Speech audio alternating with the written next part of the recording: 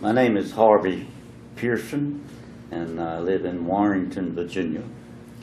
And when I was drafted in the service, I graduated from high school when I was 17, and I knew what I had facing me when I reached 18, because that's when I had to register for the service. So I registered on my birthday, 2/24/25, and in February, of course, and in May I was in the Army. I thought I got on a bus in Warrenton, and it was loaded with, of course, all draftees. Maybe some volunteers and all, I don't know. Went to an Army base in Virginia, Camp Fort Lee, and then about 48 hours after that, my name was called and said front and center, and I was the only one on that bus that was put into the Air Force. And we put on a train and went to Biloxi, Mississippi for 6-week basic training. From Biloxi, Mississippi, we went to Lowry Field in Denver, Colorado, and that was the Armory 50 caliber gun that they put me on.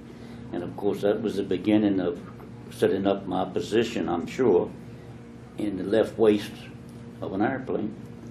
And after training at Armory, I went to Las Vegas Army Air Force Base for air training for 6 weeks. From there down to Tampa, Florida, and met my crew of a B-17 crew. That was the first introduction I had with the members of the crew, and we trained in 4 months at Avon Park, Florida. Now I'm giving you a span of time within a few days, less than 12 months.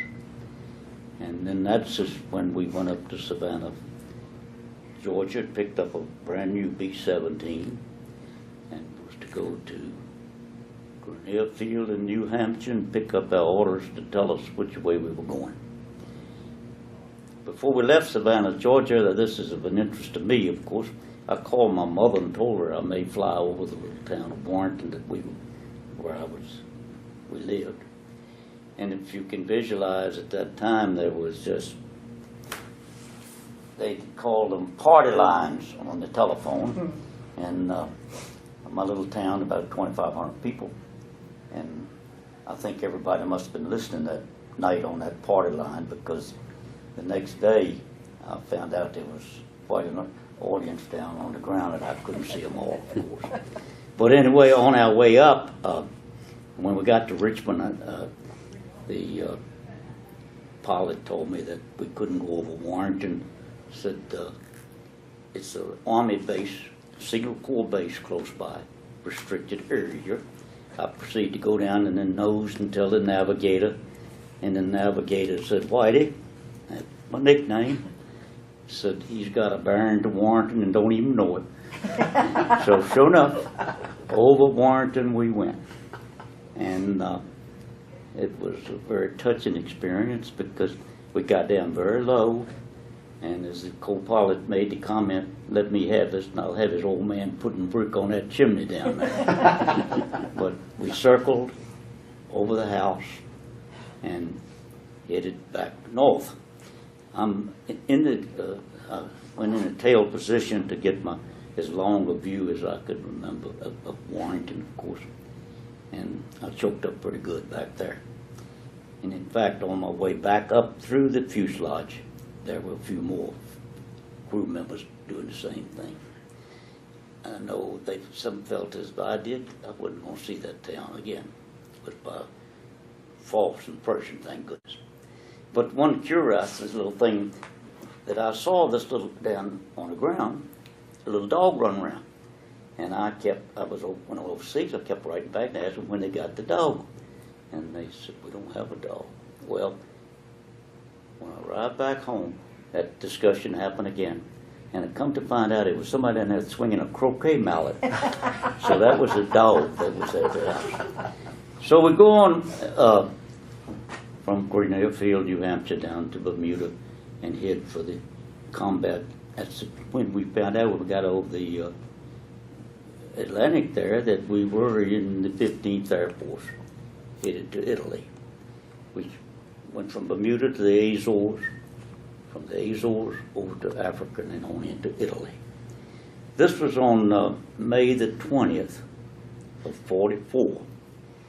Now, I went into service in May of 43. So I'm in Italy with just, I think, a day or two long, over a year from when I was drafted. I was a baby on the plane. I was 18, and we had old men there, 22, 23. The oldest one was 24. And unfortunately, this is the first reunion that not a single one of them are here. And ones that are living seem to can't very well make it anymore. But we flew, I think I was in Italy about 4 days, and my name was called again to fly my first mission. And that was, like I say, May the 20th, 44. Got my 50 missions in 89 days. Of course, I got credit for 50, but I only went up 36 times because we got doubles. We went to certain targets like Tolesti and different ones that were quite distant, and also sound like me, they gave you a little credit for them that they were more dangerous. So I only went up 36 times, but in 89 days, I'm finished. And in that period of time, the gentleman mentioned Isle of Capri. I had long on 3 days over there. And I thought I got stand to be corrected.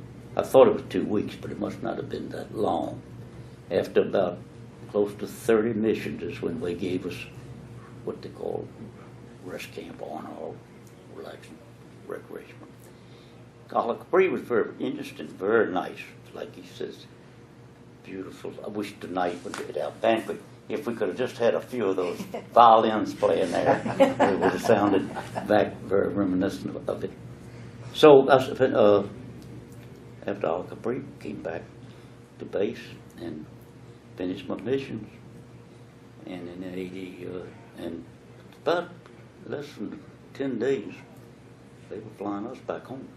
So I was home for 14 months before the war was over.